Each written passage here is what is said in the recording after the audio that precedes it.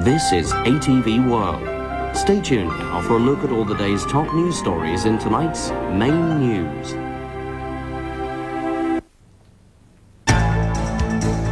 China says it will honor 2 key human rights accords in Hong Kong. Electoral Commission rules out foreign observers for next year's polls. And North Korea agrees to join 4-nation peace talks.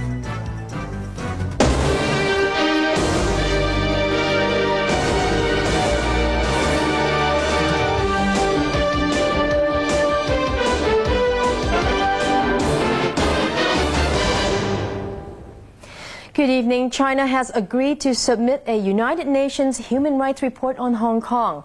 The decision came even though Beijing is not yet a signatory to 2 key UN human rights covenants. As Regina De Luna reports, Chief Executive Tung Chee-hwa and pro-democracy advocates have welcomed the move. Hong Kong, under the colonial administration, submitted a yearly human rights report to the United Nations. But whether the practice would continue in the SAR was thrown into doubt in the run-up to the handover, when China said only parts of the human rights treaties deemed suitable to Hong Kong would be implemented. Beijing is required to continue the practice under the 1984 Joint Declaration, but today's announcement put an end to doubts when the Chinese Foreign Ministry said the 2 key international human rights covenants would still apply to the territory.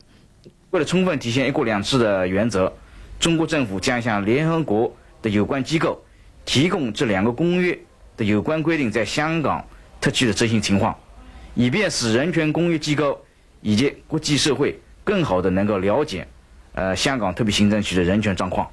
China is close to becoming a signatory to the International Covenant on Economic, Social and Cultural Rights, but it has yet to agree to sign the Treaty on Civil and Political Rights. Chief Executive Tung Chee-hwa hailed the move as proof of the central government's willingness to be flexible on Hong Kong matters. The decision comes on the heels of the release of leading Chinese dissident Wei Jingsheng, moves pro-democracy advocates see as encouraging. China wants to show the world that it wants to do more, that it is prepared to do more to improve its human rights records. That's why now we see China agreeing to submit a report on Hong Kong.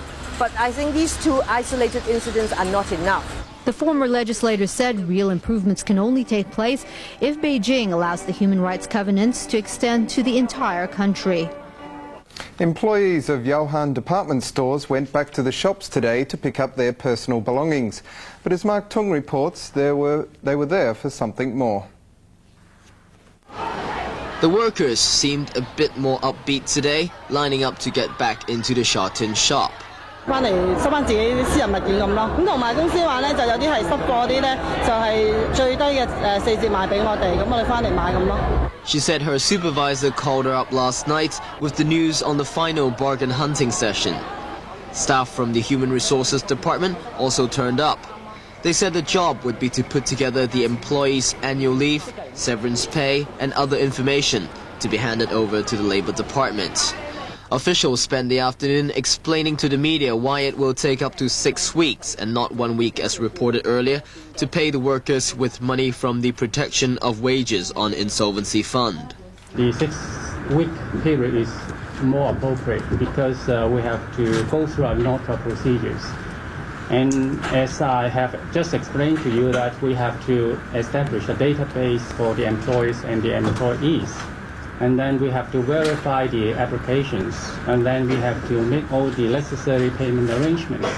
Labour officials assured the workers the fund would be more than enough to cover the $130 million the company owed its employees.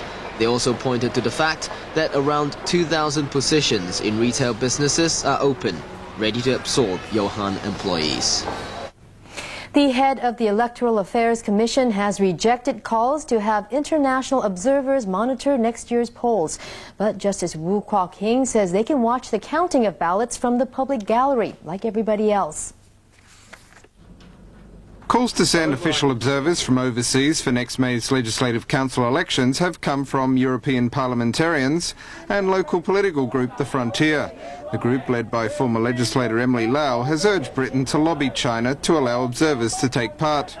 But Electoral Affairs Commission Chairman Justice Woo Kwok-hing bristles at the suggestion.